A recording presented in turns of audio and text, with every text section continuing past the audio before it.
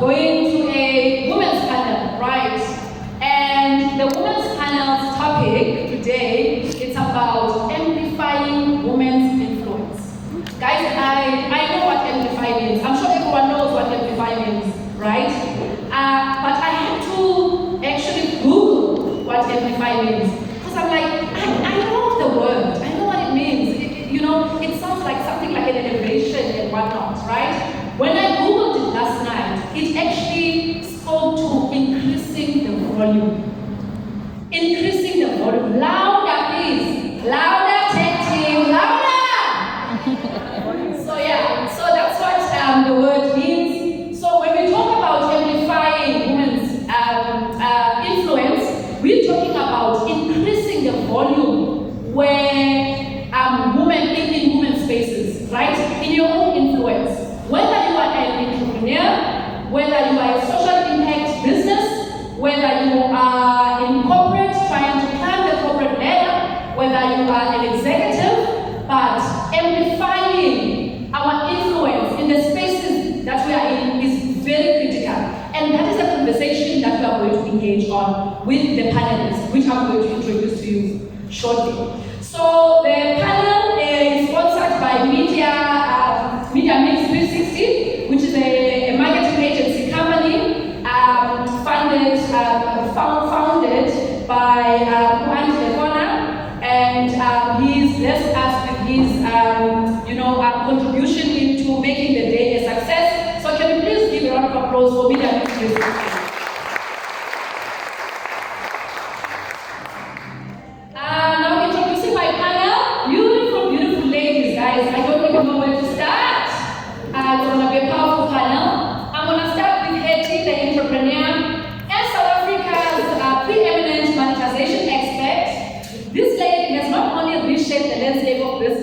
But has also shared the unique strategies on esteemed platforms such as Forbes Africa. Heralded as South Africa's #1 monetization expert and coach, she has revolutionized the art, turning ideas into revenue streams, right? She is the author of the book Monetizing Haiti, which is a 21-day guide that dwells into the psychology of monetization and impacts fundamental strategies for financial success. She is part of the 40 under 40, made and guided top 200 South African, top 1,000 African voices, top 50 thriving female founders, Entrepreneur of the Year finalist under the Women of Stature, and #1 business on vuvupat mentorship program. Today we are joined by the amazing Haiti, the entrepreneur.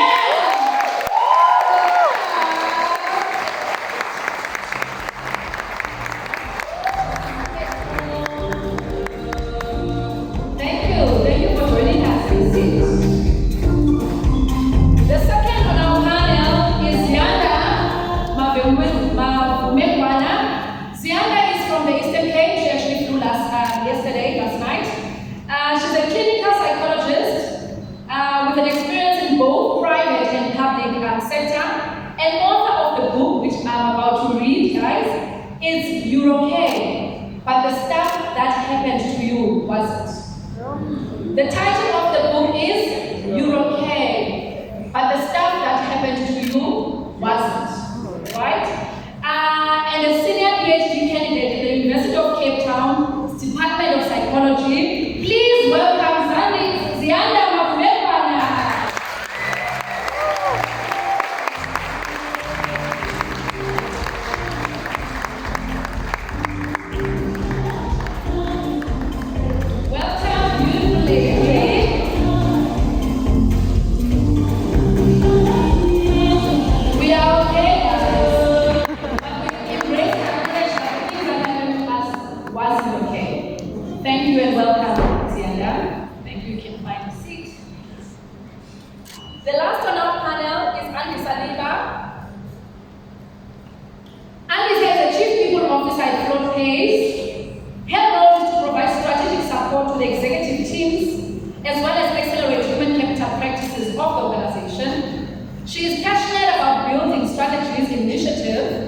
initiatives focus on solving business and people challenges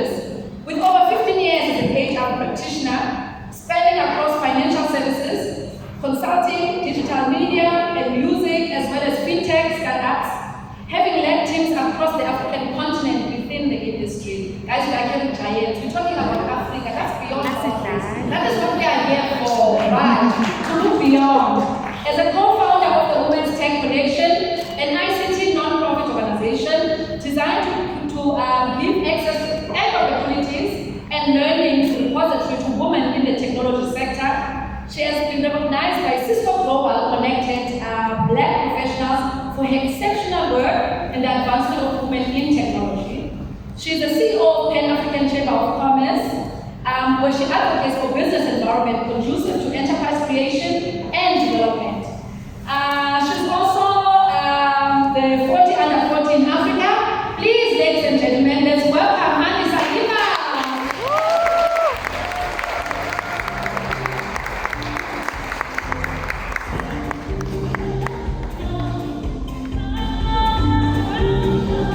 Welcome, ladies. How are you feeling? Feeling pressure? No pressure. I must say, you all look beautiful. And thank you for honoring the invite. Thank you so much. I'll start with you, Zianda. Tell us more about you, the work that you've done, and the impact that you've done in the women's. Ooh, starting there. Yes. Good morning. I think it's good morning. Good morning. Yeah, to meet all of you. As I've been introduced, my name is Zianda all the way from the Eastern Cape. I was born and raised in Zomo, so that is where I spent the formative years of my life. Jetted off to PE for the first few of my qualifications, and I've been a PE person for the early start of my career as well. And then I decided to move to town. I don't know why I did that, but I did that. That sounds like a big my motivations changed. I went to China where the is not what I accepted. But in other way, I live in Tata now. I practice as a psychologist, both in my practice and the institution counseling division, the university there, and a senior doctoral candidate in Cape Town. And I suppose what takes up my time apart from office and therapy work would be the book work. So the book is okay, but the stuff that happened wasn't. And the PhD is in ECD, so early childhood development. So that's my life. This is my went in society. Early childhood development is a trauma board. You can understand that the scripting of my school just informed what I understand of the perspective of the school existing having moved from Zomo and PE, then non-city. So that's what the doctorate is. It is studying the global context of villages and taking stuff that is already there and creating for stimulation and IQ opportunities. So include what is already there into the curriculum. So that's what the PhD does. And then I try to direct my results, build the actual discipline, and then I get my desire to do. So ultimately, that is what I think psychology funds. I think psychology teaches me a lot about learning and how people learn. And I develop solutions, and yeah, that is what I do. It's a beautiful story, especially because I was going to ask you what led you going in the direction of early childhood development in terms of your PhD, but you just explained it, and it talks to your rootedness, right? And coming from Esladina in Transkei. Andisa, over to you. I like to tease Andisa about the fact that she was the VA to the current president at some point in her life. Many moons ago. Yeah, tell us about your story. How did your journey come? I know you come from PE. You were born in PE, raised in PE, grew up in PE. But what took you to Joburg, and what has been your impact in the space of fintech? I think before I get into that, I just want to recognize the wisdom that's in the room.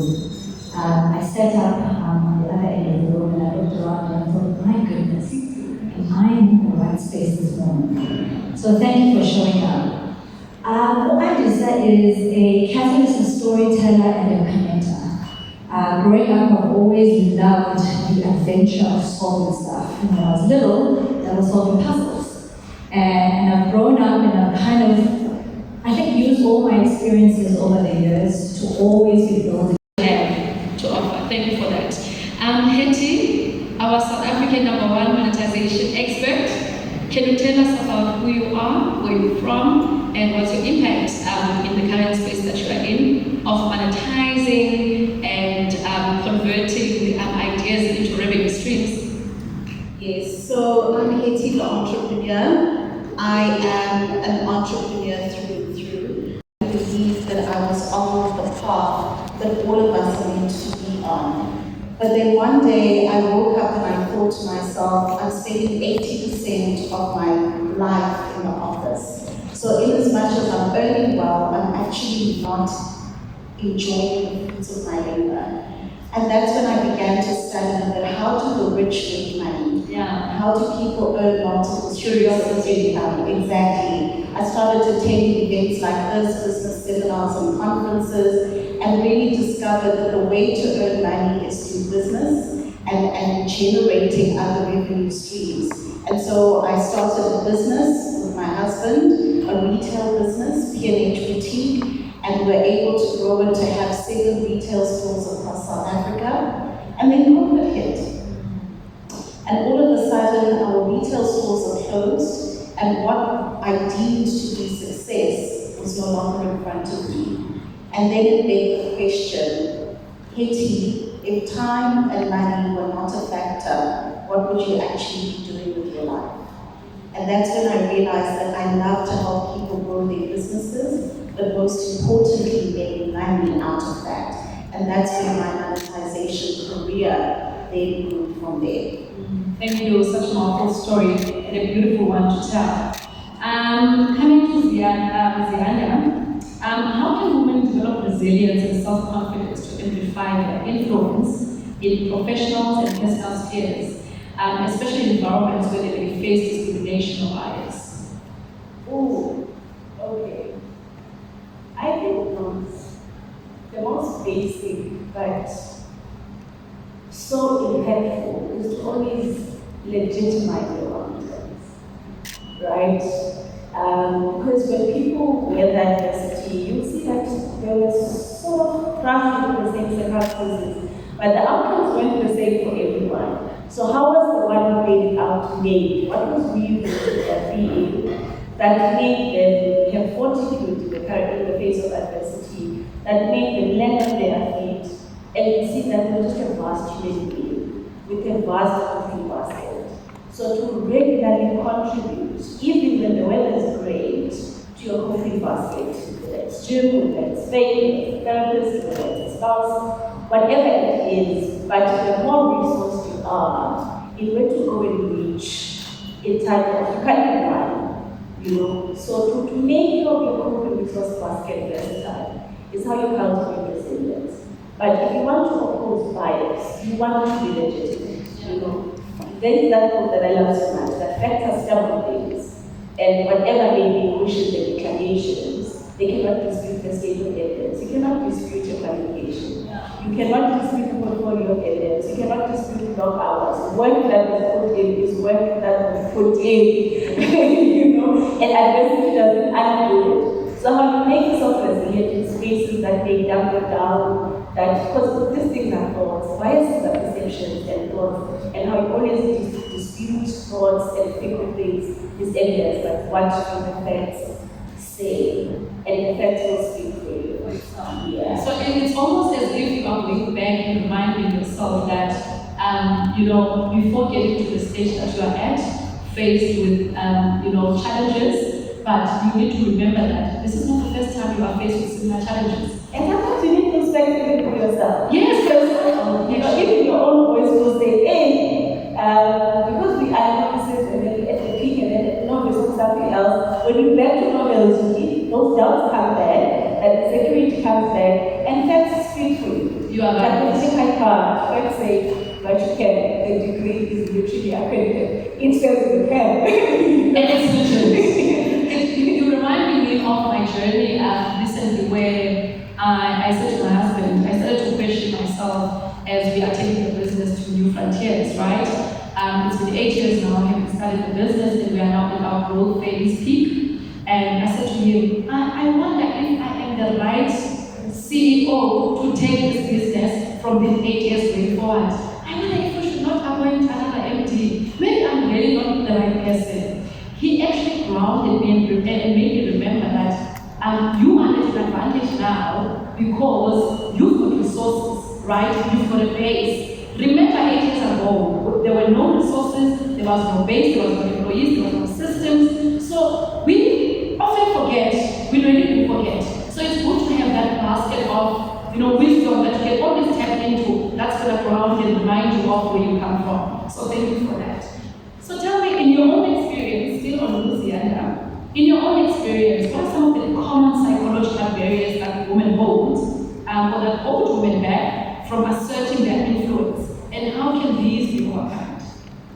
I thought about this a lot when you and I spoke about why this thing, and really we're pitching it in actualization. That success is great, progress is great, but I'm really in this last installment pitching it at the pinnacle of what you can actualize of your potential. So really beyond boundaries. And I said, look, by the nature of social animals that humans are, cohorts and groups and plentiness is where we find security and is where we find comfort. And if saying to people, push it beyond boundaries, you're asking for deviation. You're saying, deviate from what is considered normal. And if you are fair and honest about society, then you should also be honest about how society treats deviation and how it responds to a pedestal exhibited in your face. And the most common prohibition, when someone is like, I know I'm great, but I didn't deviate, is usually the fear of, if you live long enough, everything will be perfect life. If you live long enough, you try something quite better because it misfits you and it took it off. So there's stuff you would prefer not to show. So if you are not saying I'm going to make myself visible, ultimately the cost is easy for the picking and the higher quality at the game comes. So a lot of prohibition is from a safety perspective.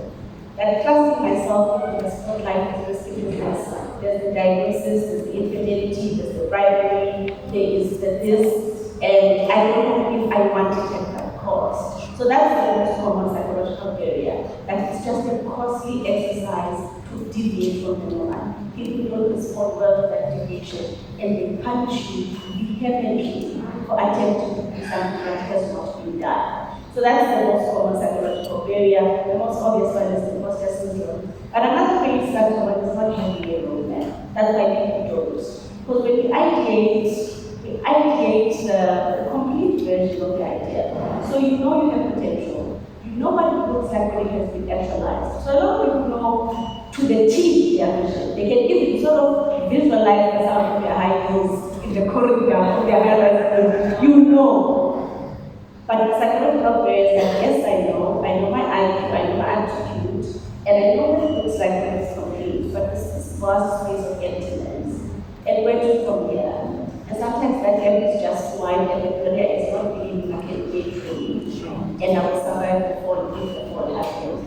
So it's amongst those plenty, but that's not the motivation. Visibility and its cost, imposter syndrome and insecurity, but ultimately lacking a GPS of what to do in the space of emptiness to get where we are hungry to go. Wow. Can we give them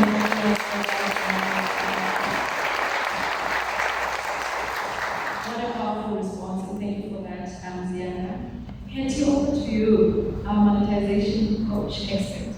What are some of the effective strategies for women to monetize their expertise and personal brands, particularly in industries where they are underrepresented or misrepresented? Sure.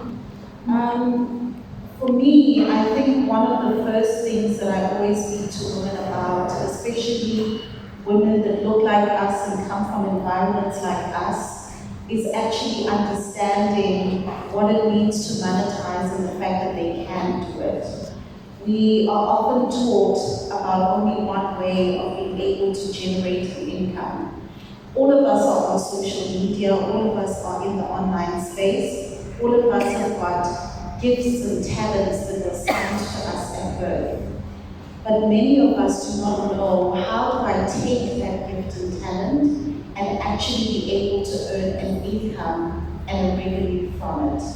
And so for me, one of the greatest things that I want to be able to encourage women is actually to be able to say that going beyond boundaries means going beyond the mindset of the environments that we were brought up in, that taught us that there is only one way to exist in this world.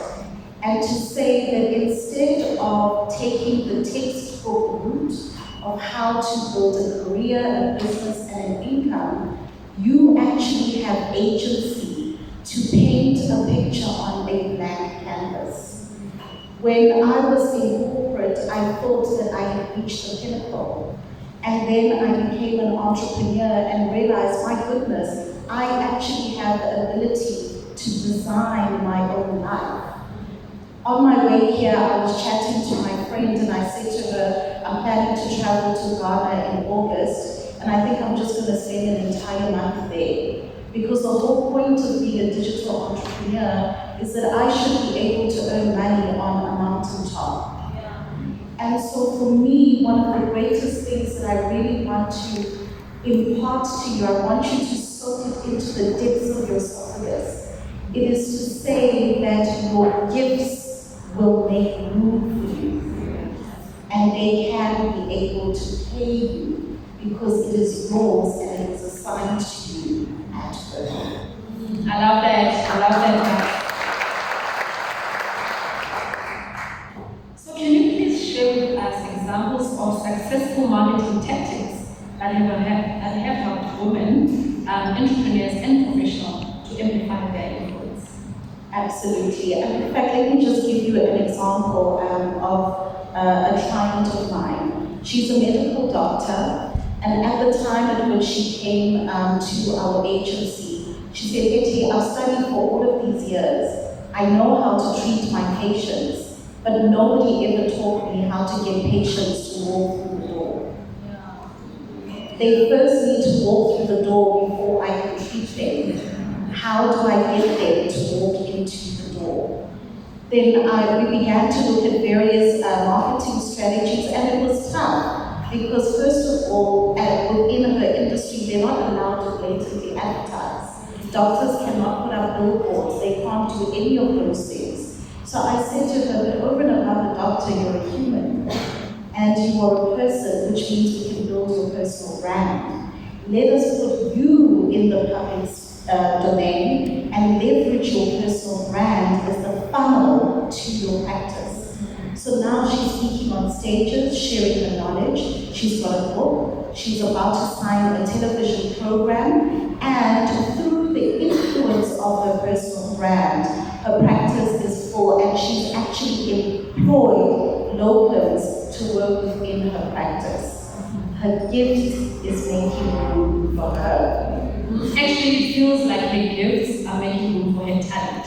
Yes. So her talent is her being a medical doctor, Yes. but the gift is that I'm able to step into a room and speak about my talent so that people are able to be attracted Yes. to the work that I do and actually pay me for the work that I do. In a manner that influences them positively. I love that. Truly, truly love that. Andressa, over to you. How can organizations in the tech space and fintech in particular foster a culture of diversity and inclusion that not only attracts but also retain top female talent? Because we know in South Africa that, in fact, a study that was done in 2019-2020, it indicated that out of, there were 277 companies listed on the Johannesburg Stock Exchange that don't have women representation.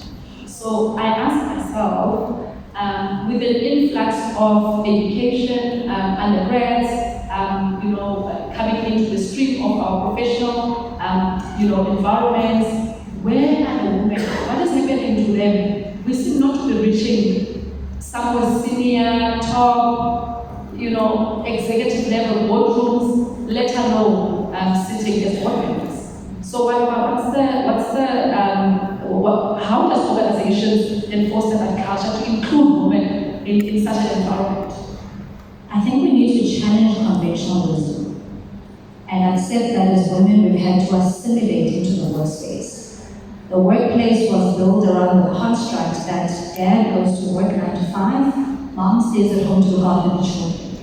And what's happened in the journey of empowering women is that we've tried to assimilate, right, to that structure and to, I think, what men can do. And so for those of us who've got children, right, the priority is always going to be your children, right? And yet the pageantry of the workplace requires you to perform in a manner that is unfamiliar to you, like the core and the crux of who you are as a woman.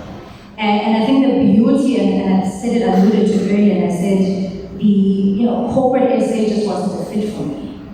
Because I wanted the balancing act of, I aspire to be a C-suite executive, but it is grossly important to me to show up as a mom. And it hit me the one year I used to travel a lot to the UK. And I was sitting in Heathrow, waiting for my flight, and one of the ladies who was just a random cleaner said to me, "Oh, no homework today." Because my now 16-year-old, I used to sit and do homework on Skype with Ati.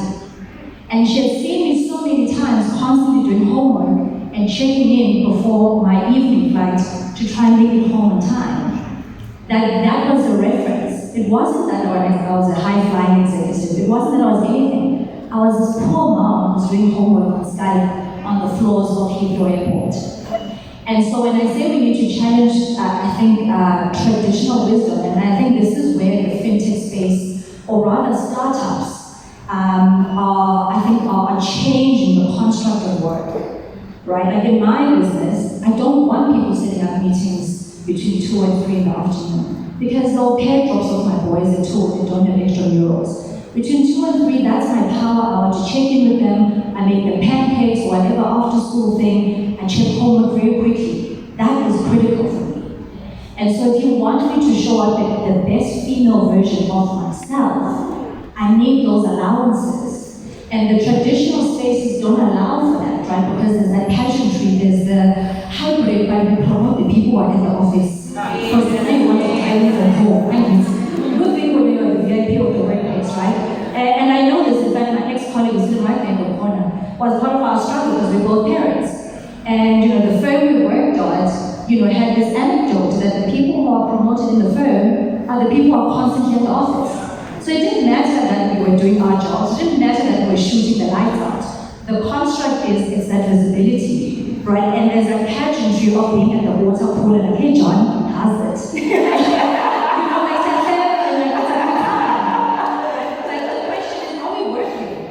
Right? And so when I said we need to challenge that conventional wisdom is, what is the design of the workplace, and is it truly inclusive outside of these buzzwords that we all have, right? Because I do think we've also fallen into this rabbit hole of these wonderful buzzwords. They sound very sexy, right? Let's come out, right? They just are like, they're here, right? And we all have these acronyms for stuff.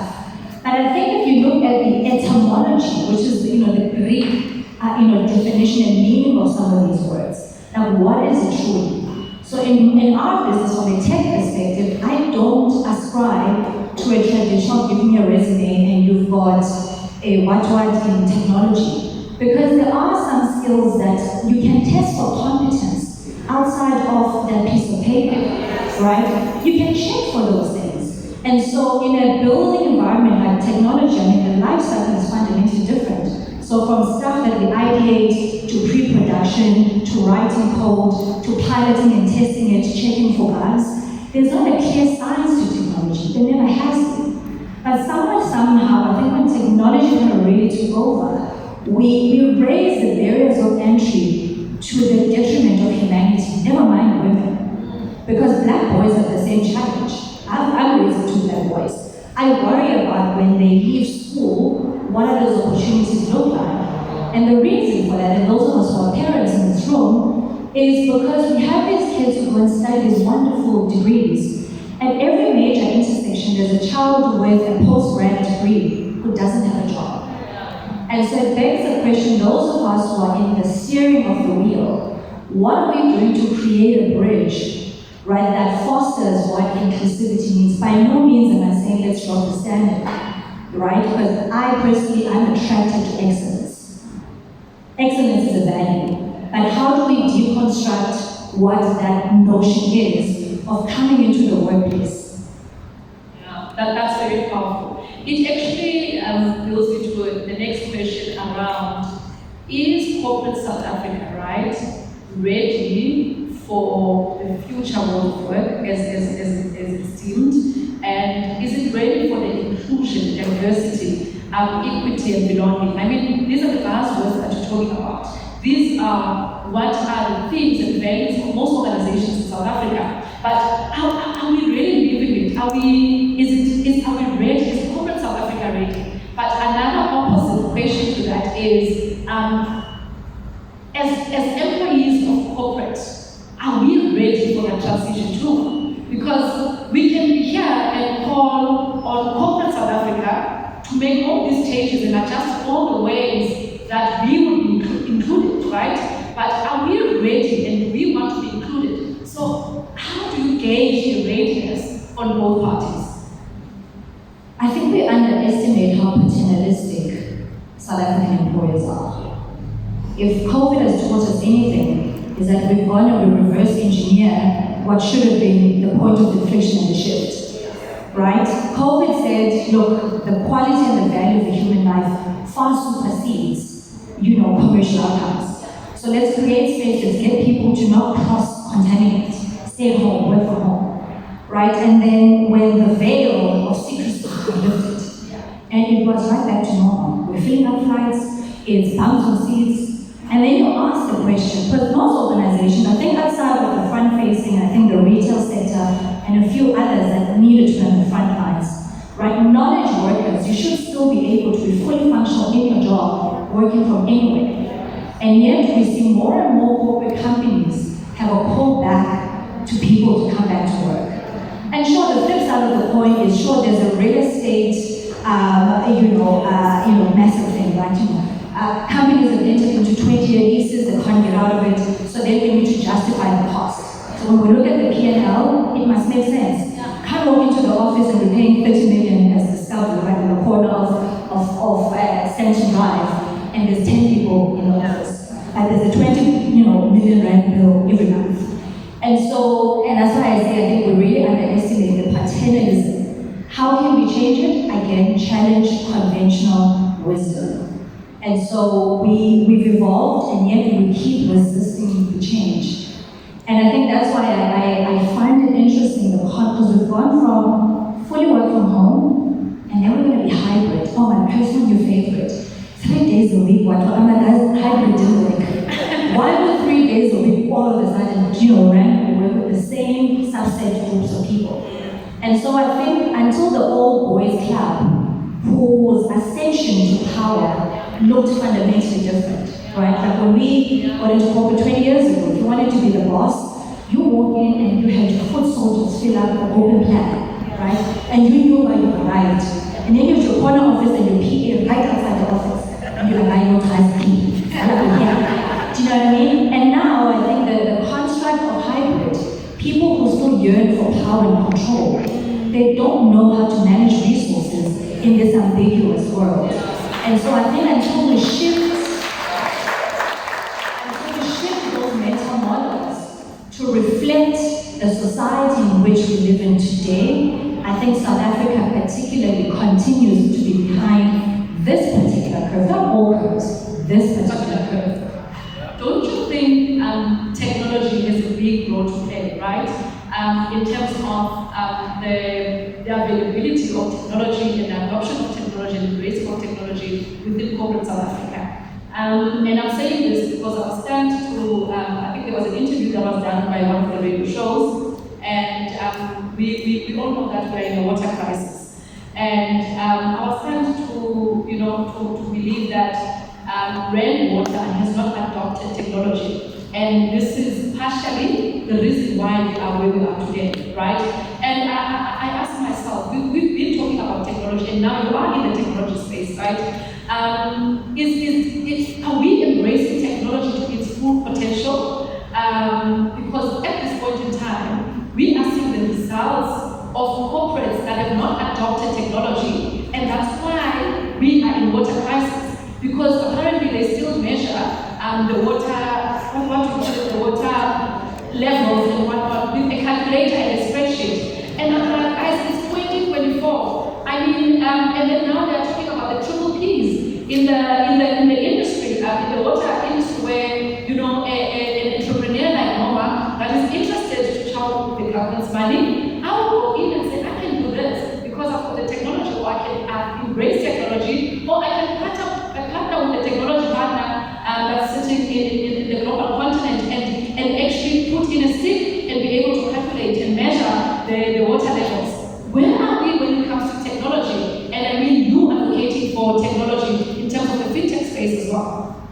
So I think Africa as a continent is quite unique. So if you look at technological advance from first world countries, right, like our tech appetite has grown in leaps.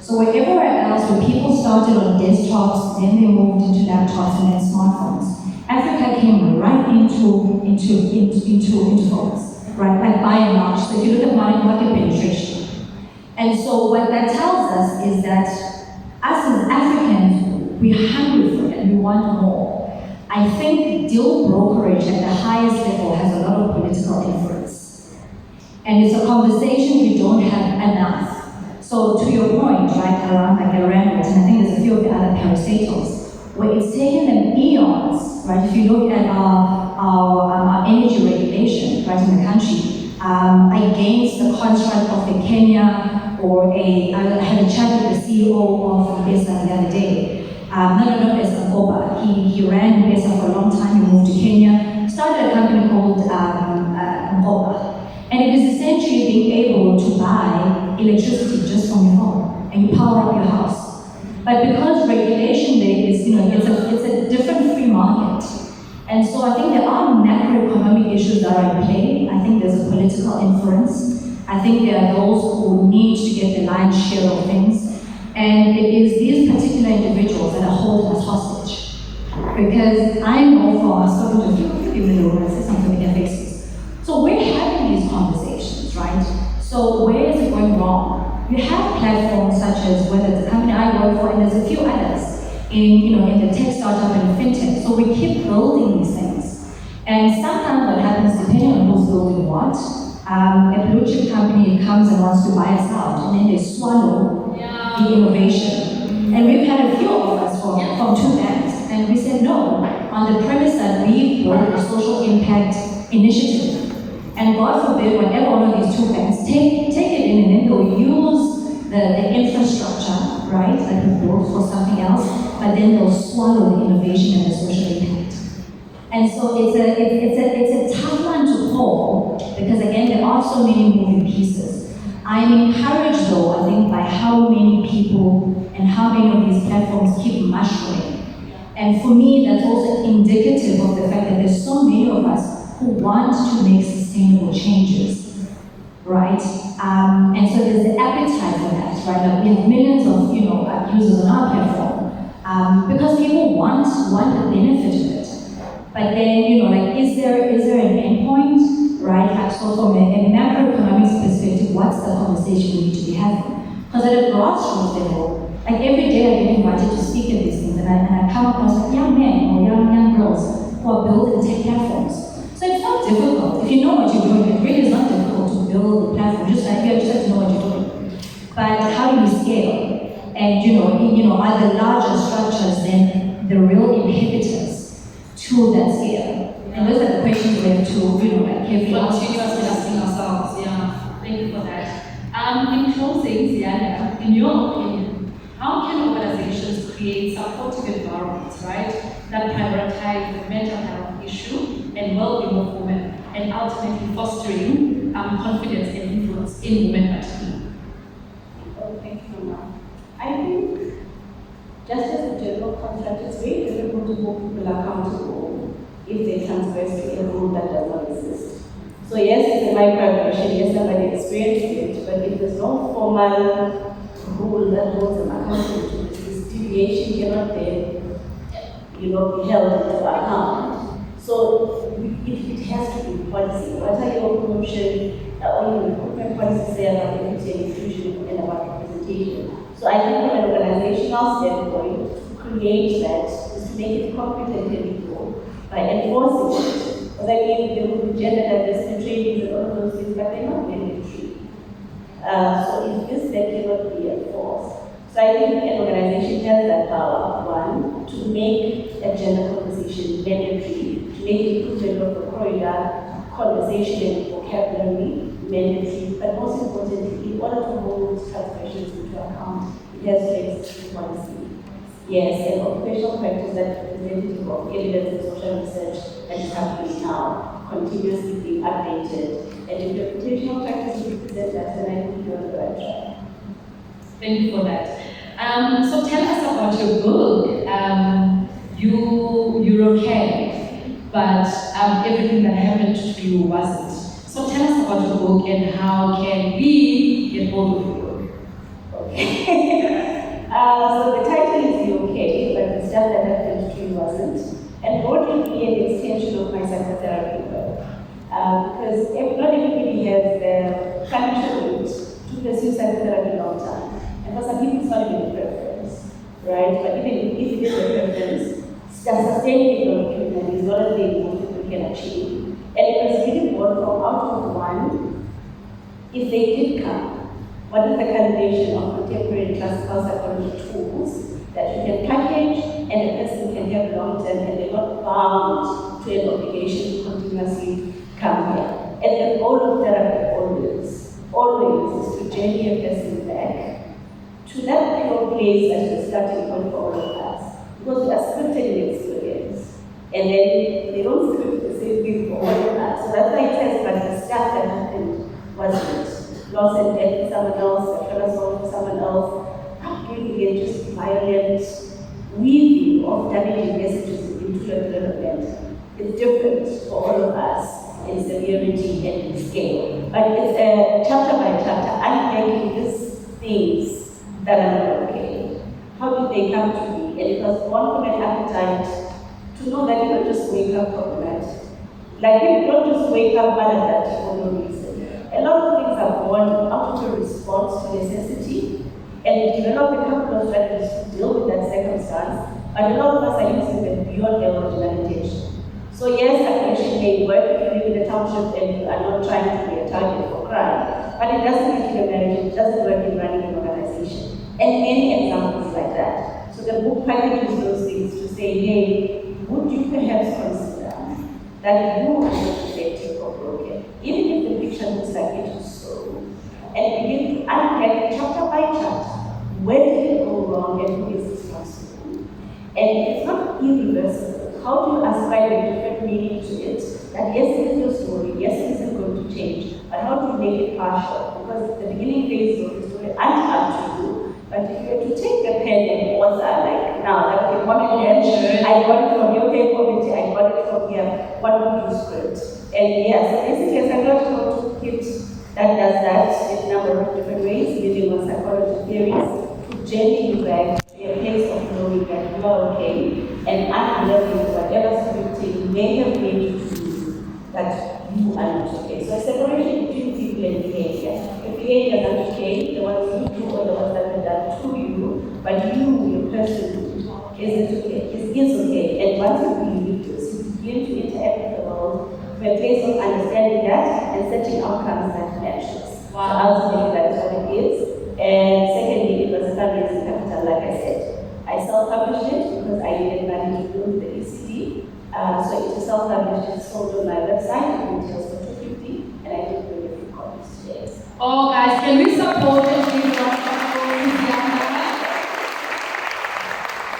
for the exceptional work that she's doing in the clinical psychology space and for the contributions that you've made? I mean, it's not easy to actually stay in Beko, in Tara, in Sky, where you know that you can step out, you know, but you've chosen that better choice, that this is where I want to plant and this is where I want to give back, and so that your efforts and contributions are valued in a magnitude manner. So thank you for all of the work that you do. Hetty, in your experience in closing, how can women overcome the fear of self-promotion promotion and confidently advocate for the value they bring to the table, both personally and professionally? Sure. That's a really big one. Often at times I find that the different clients that we deal with, the men I find are a lot more outspoken in speaking about their values, what they bring to the table, and what makes them so incredible and awesome. And when we deal with women, whether it's with entrepreneurship or their personal brands, they're a lot more humble and they are a lot more timid. Even in business, women definitely tend to underprice more than men. And one of the reasons for that, I think, is because we've been taught as women to really promote likability. And so we would prefer to be liked than to charge correctly. We would prefer to be liked than to actually get that promotion. Because we are very fearful, particularly as Black women, as being labeled as the angry Black woman. And so for me, one of the things that I am learning to do is to trade within my mind the desire to be liked and rather to replace it with being undeniable. Wow. Wow. And what that in essence means is that within your career, within your business or your life, whether you like me or not, it's undeniable that I'm good at what I do. Yes. And the moment that you begin to show up in the world with that heart and body posture, your value becomes undeniable. Wow. And that for me, I feel, is something very powerful that all of us should claim. Thank you for that. That was beautiful. In closing, also to you, Anissa, what can women do to amplify their influence?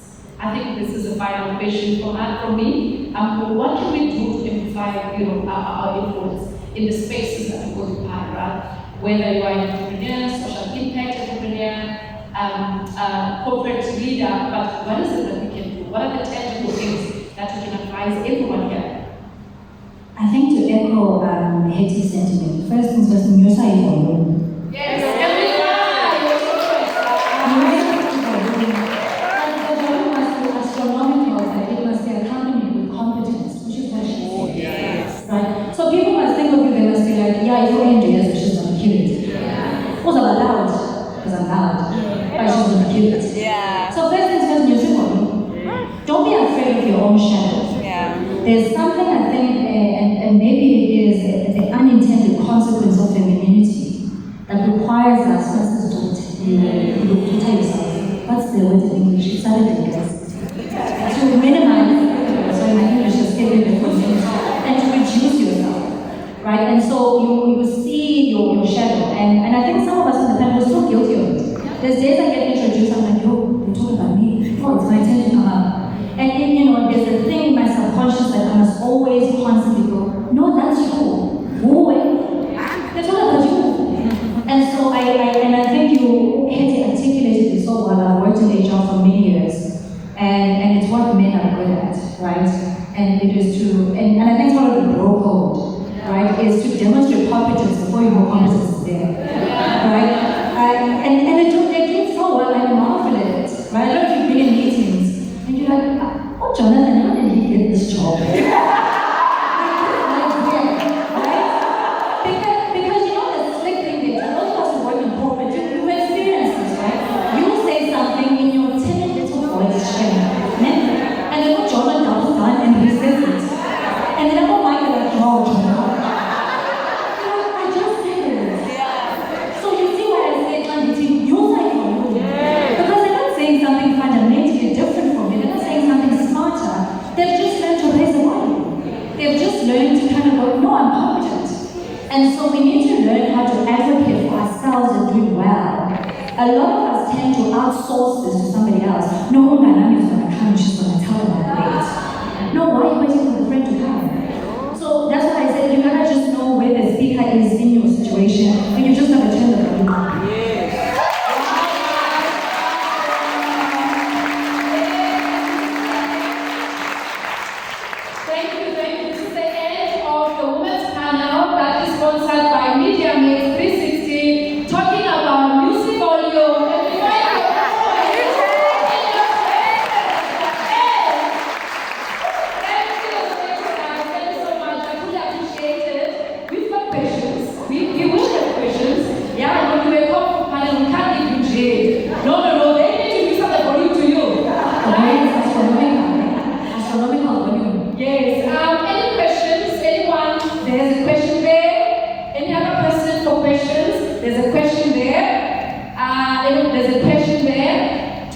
there's a question. That's it. We've got two this side and we've got two this side. Thank you so much. You can ask a question. Good morning, everyone. My name is Mamkela Makapalo. I am a leadership and executive coach for Black women in particular. The question I have is for Uziana, but I also believe that the other speakers can also speak to it. It is a constant theme that comes up with Black women particularly, that as you amplify yourself and amplify your voice and your influence, it's lonely at the top. And we get into spaces like this, where nice, very cute, and have all of this wisdom, right? It's like that. But then you go back home and you have no community that elevates you at the time that's necessary to be elevated, or corrects you when it's time to be corrected. So the question then is, how do we build those kind of communities that are outside of women empowerment events, really, that will be sustainable, but also get women to get out of the blockers that they create within themselves and in their lives. Thank you.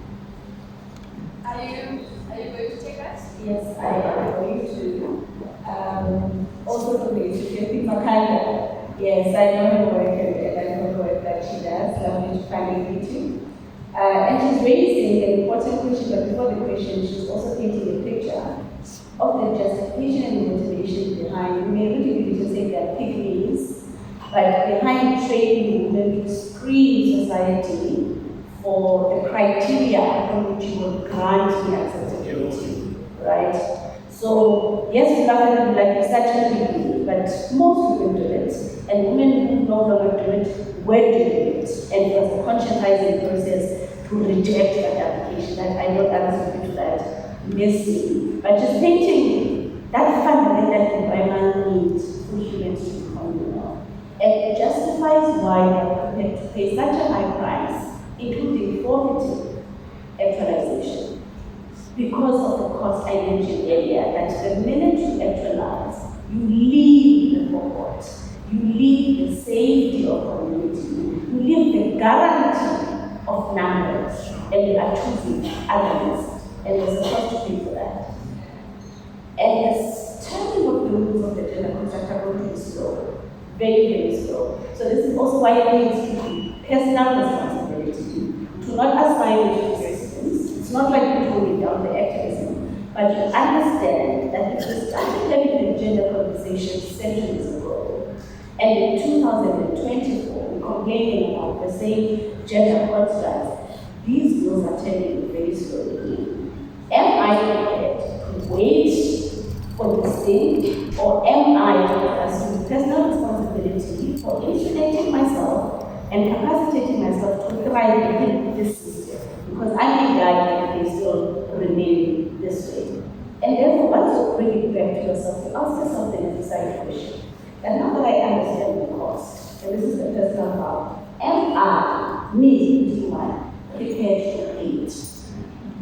It doesn't get less lonely, it feels costly, but there's something less overwhelming about something that you premeditated and consented to. That it seems like if I take this up, the cost to pay is going to be isolation, it's going to be thinness of my social capital. Am I prepared to pay the cost? And nobody can answer this question to anybody else.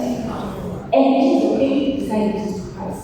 Yeah. Because our value systems are settled differently. Someone else saying collectivism, maintaining community, is a higher priority for me.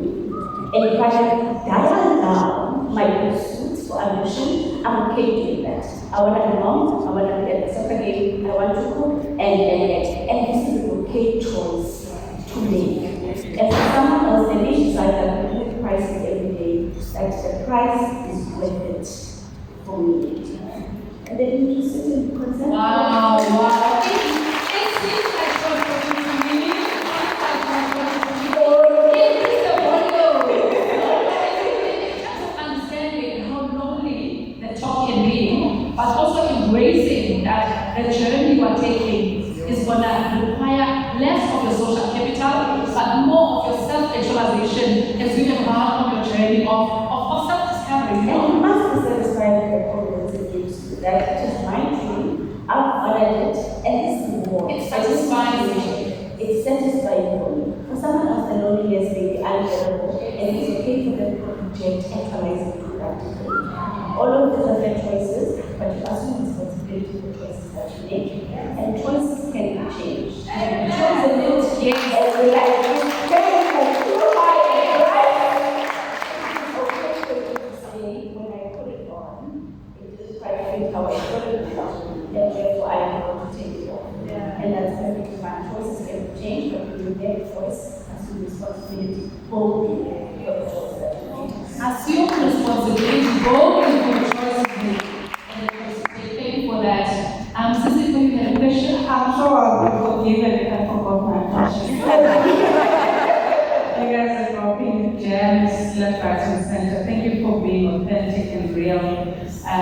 Events are often, people often say we attend these events. What is it that we're getting? Is it real stuff or is it not?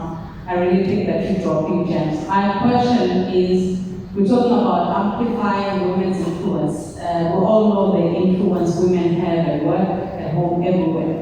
But there's a conversation I always try and bring up. I'm a mother of 2 boys, same and we need not leave the boy child behind. What kind of boys are we raising today? Are they going to be able to deal with the woman that is amplified? That's a very good question. I'll give it to you, Andy. See, as a mom of boys, I'm obviously very close to this topic. And it's a growing concern for me that I'm going to raise my sons and they'll meet or under such a 2.0. And they won't know how to navigate it. And that's a real fear. It's a real fear. I think the women's movement needed to take the direction that it needed. I think particularly against the backdrop of our country. But when the men went to war and they were in exile, it was women who carried this country. But we've lost, I don't want to say we've lost the plot somewhere, but I think we need to find better spaces of alignment to now bring this a little back in. And I think whilst the inclusive agenda continues to be driven from a female perspective, we need to figure out how do we now reverse engineer to create an equitable society for all, not just for women. And it is a dangerous place and a dangerous rabbit hole we're going into if we don't wake up to that reality. Right? And I know we joke about Twitter, right? Oh, men are weak, what, and all these things that people say, right? Some of them are very outlandish. But I think we also have to understand, I think the generation of men that we have now, so our age mates, right, may not necessarily have had the benefit of their predecessors. And so they too carry the burden, right, from the previous generation. And unfortunately for them, the previous generation of men didn't do a good enough job to fix things. And I'm not saying that that is a responsibility of women. I think there's a space for a better collaborative conversation. And so it will be hypocritical of us as women to say, oh no, I wasn't there. And not to be to our own thing and we're here, right? We're all CEOs and blah, blah, blah. And then on the flip side of that coin, we all go, yeah, but also men are weak. So we can't have it both ways. I think though, to the question raised before, and I digress and I want to bring it right back full circle, is there's a conversation around accountability as women we need to have. That grace that you were the first one to crack the ceiling. But there's also a moral obligation and responsibility, unfortunately, you carry. Because when you fail, we all fail. Yeah? I'll give you a good example. There's a company I worked for 20 years ago. They hired a lady from ABE, and she was the first MD who was not I don't want to give the game away. And she failed. It's been 20 years since, and the same financial services company has never hired another black woman since. It's been 20 years. I was there 20 years ago. And so it's unfortunate that that's the burden we carry, but that's what it is. And so there's a big conversation around accountability, because every year, to her point, we keep having this lovely stuff. right? It's great to get dressed up. I typically work from home, so I'm always in slacks and I look like upside down, right? So like this is an adventure for me.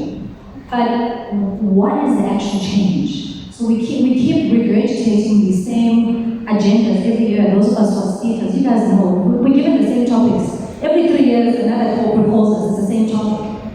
Because I also think in our individual spaces, we're not doing enough to move the needle and to change things. And so when you are the first one there, what do you do? Oh, it's fine because we're black, to No's point. I don't father because I'm just black. Father me because I'm competent. And so at the departure of this particular and I say this because this case study was fascinating to watch. Because when this black lady failed and she left, they hired in a Jewish gentleman. In 6 months, there were 13 Jewish competent people that were promoted by this gentleman. His predecessor was a black woman promoted nobody. So we are also part of the problem. We just don't call it, right? We give it pretty words and we want to have it like the juicy. And so, you know, I think we should get high on our own supply. That you're there, you're the first one, and you're like, yeah. So there's a conversation about that, and I think, and I hope, and maybe my provocation, is that when you go back to your spaces, challenge your decisions and the things that you do. Right? Challenge the conversations you partake in that eventually become at the detriment of the next woman. It might sound like juicy gossip at the time, but the impacts far outlast what you thought was a coffee machine conversation. And we do this subconsciously without thinking. And I see it because I've been in HR. Right? The stories and things that come into my inbox in my office are often these kind of anecdotes. So we are part of the problem. The question is the provocation. What are you willing to do to change that in your space? Don't take it worldwide, it's fine. Just change it in your little office. And once you do that, then we see the amplification because we are all doing it. So we can't outsource this to 3, 4 people or 10 people. So the scale and I think how quickly we see that wave of change will happen if we are all one by one doing it. And until we get to that space, we keep playing the same blame game. We'll be back here next year and it will be Hetty, branch or Hetty. And we'll be talking about the same thing. And so there's something there, and I want to leave you with that provocation, that think about what impacts look like for you in a micro scale. And from that, I think we'll then, over time, systemically see the systemic change. It's not going to happen in one big swoop. And I think we've resigned ourselves to the idea that there's some big thing that's going to happen. And it's going to hit all of us all at once and it's all going to go away. It's not. And the reality is not. We all have to take a stand onto our spaces and contribute, And I always say to people, not everyone is going to enjoy the benefits of a global stage. Not everyone is going to have a branch. Not everyone is going to have a Ziana. Not everyone is going to have flow pace. Whatever the big thing looking like, right? But I'm saying, I always challenge people to say, in your corner, where you are planted, what are the contributions and how you are living people, right? And what is your footprint? What is your footprint looking like? So I think it's very important not for us not to wait for the big thing, because the big thing starts with the small little steps that will lead to 1,000 steps and that will lead to 1,000,000 steps. So that's what we need to start. Thank you for that. You wanted to add on that response? It's so interesting, this conversation about the boy child. And often at times the question is posed to women, forgetting that children are parented by both genders. And one of the things that I am finding is that in order to really model to children what we want them to actualize, we're then also finding that women are actualizing and mastering themselves past their spouse. And so as a result, women are attending these events, they're buying courses, they are growing and advancing themselves beyond boundaries, but then when their spouses are not taken along on the journey, you then hear of stories where, we just kind of grew apart. And I think it is possible, we actually need to make the conscious decision that as a family, we are self-actualizing. Where I can bring my spouse or my partner with me, I am going to bring them to that retreat, to that conference, to that seminar, to that course. Because the truth is that the sustainability of the Black family in particular is what is going to really plant the seed to grow that future generation. Wow.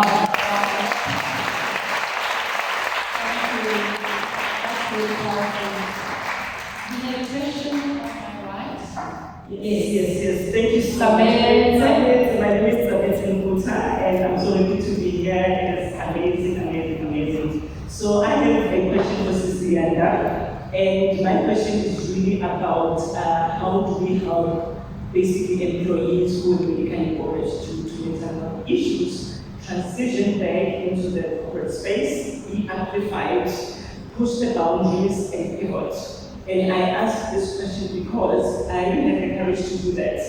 I'm an HR professional. I was medically boarded, and did the work, and instead of transitioning back, I basically opted to be an entrepreneur, which is working quite well. But being in this space, I feel so fired up. I think, I missed my career, but I don't have the chance, so I'd like to hear your answer on that. Thank you very much. It's a powerful answer, sister. It's a powerful answer.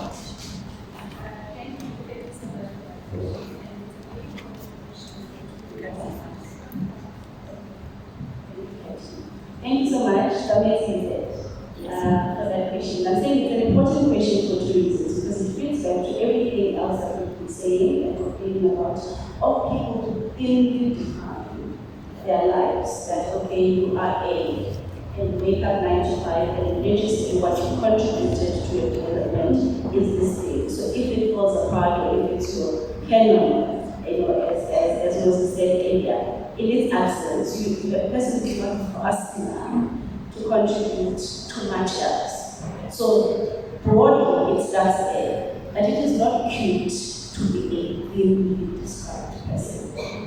Just as a fundamental thing, because what humanity also implies is vulnerability to adversity. And it's going to come in many shapes and forms. It's going to visit all of us. I'm going to lose perfect health, someone else will lose a spouse, someone else will lose the business that we're hard to build, but loss is going to visit all human beings. We all going to have a poor judgment call, one in a relationship, one in business projections. The human experience exists no one. It is therefore an irresponsible thing as a human to make yourself such an easy pick for adversity. We already have the background that some parts are up to you, some parts are sovereign, you are vulnerable to the sovereign. Life is just waiting for the veil to lift and to get your parcel. But the parcel is coming of adversity, not because you are defective, not because you are not on the favorite list of God's people, but because the human experience implies mercy of the mercy of circumstance. Yeah, the mercy, that's just what it implies. And any help is just one of those things that are just part of the sovereign. It is not up to you. You can eat all the salad and drink all the water.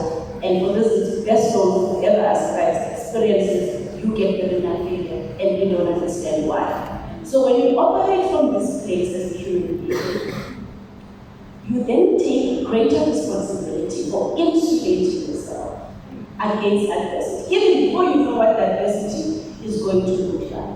Because this is actually, and this is what development studies all the time. How do I successfully negotiate the balance between what is sovereign and what is my responsibility? But we do it the other way. We obsess with the stuff that's not up to us. Outcomes that are not in your control. And. Successful negotiation says, personal responsibility says, yes, there is so much that is sovereign, and whoever decides those experiences will dish them out, as they should. Their word of their people. It is what it is. And the first type of human that's different from animals is that we act the mercy, but not fully. There's this little thing called the brain of human beings that works a bit differently, that you can have foresight, you can negotiate your odds. can plan, you can. And development is how do I successfully negotiate the balance. And that which is actually my personal responsibility is to pursue it to the fullest of where it can be obtained. And naturally, when adversity happens, this is kind of just one example. It finds a responses that I'm not employable by a formal structure, but I'm not affected globally as a human being. You see an occupational therapist, you see a life coach, you restructure that because of a personal value, and I've lost a container, my employer, that I'm going to pour my value into. The value is not gone, maybe diluted even, but valuable nonetheless. If I've lost the container, my favorite even, I mourn my loss that I can no longer pour into this that I like so much. But the substance that I was pouring remains. Right in a smaller container, within it be found, but more than just hoarding, it's a bigger conversation that it is not huge to the person who is singly defined. Yes. Wow, guys. That was powerful. Thank you so much, Siana. That was powerful. We've got our last question, and then we can end off the women's panel. Thank you. Good morning, everyone. My name is Nasa Kane. I'm a marketing professional in corporate, a specialist for Amplifying. I have experienced in my career women, and it ties into Rose's concept about substance or form. And I am unfortunately in the spaces where I have experienced Black women who have form and no substance. Do you think that it is our responsibility to call out the lack of substance? And if so, how do we do it in a way that is not perceived as not being one with persistence? But you can clearly see you don't do and you don't want to regress from the promotion and innovation and amplification of women, but you don't also want to be seen as someone who is pulling down the system. That's a good one. That's a really good one. I'm reminded of the book, The 48 Laws of Power. And one of those provocations, E.T., you must never outdo your master. I said earlier, there's a pageantry to the workplace. And the nuance to those politics is different in each environment. And the easy answer would be, oh no, just pull it out. But the backlash, and again, you've got to ask yourself the question, if I go down that path, am I prepared for the consequences, the stuff was that I was talking about? So you make that conscious decision, right? And then you have to live with the consequences of all those actions. Now, I'll speak as someone who took on the C-suite executive, and those consequences weren't pretty. I was pregnant, I nearly lost my child, I was hospitalized, I collapsed at work, because my cortisol levels were through the roof, but those are the consequences to taking on Goliath as they, do you know what I mean?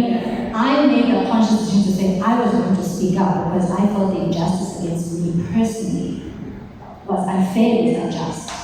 And I decided to go down the path and informed lawyers. It was chaos. And so I think also, we're not good at taking criticism, I think sometimes, as women in general, much less Black women. Black women aren't good, women aren't good at taking criticism. And so we sometimes confuse criticism as, but if I can come to you and say, hey, my sister, that pack we worked on, the stats were inaccurate, blah, blah, blah, and you go, chish, this is, like a lesson to learn. I now need to cross-reference either with finance or mama, so I can clean up my decks accordingly.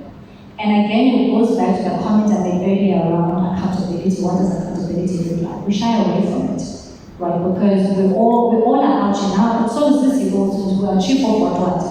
Right? We're chief happiness officer and 17 and chief everything in between. So now all the chiefs think they know what to be chiefs. So you see what the problem is, because we're running away from actual accountability. And so I don't think there's a universal truth to that. I think each instance is unique. I think to Ziana's point, you've got to figure out what you've got the capacity to. Back then, I had the capacity for the fight.